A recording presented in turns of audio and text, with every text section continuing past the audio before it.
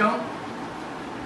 சீனிவாசன் ஆகிய நான் வழக்கறிஞராக திருவள்ளூர் அமர்வு நீதிமன்றத்தில் கடந்த 15 ஆண்டுகளுக்கு மேலாக பணியாற்றி வருகின்றேன்.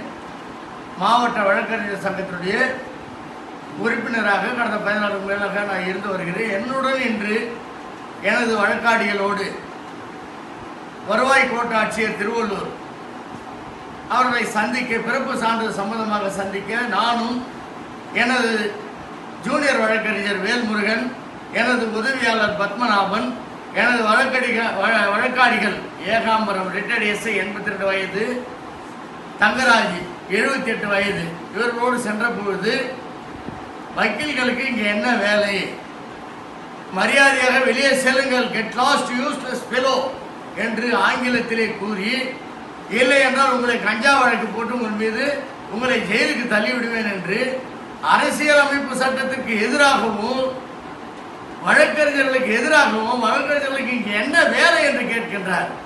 அது முன்னாள் பழைய நீதிமன்றம் என்பதால், ஆர்டிஓ அலுவலகம் என்பதால் பிறப்பு இறப்பு பட்டா வாரிசு சான்று போட வழக்குகளுக்காக வழக்கறிஞர்கள் செல்வது வழக்கம்.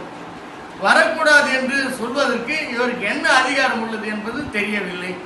தயவு செய்து எனது சங்கத்தின் சார்பாக அவர் மீது உரிய நடவடிக்கை எடுக்குமாறு பணிவுடன் வேண்டுகின்றேன்.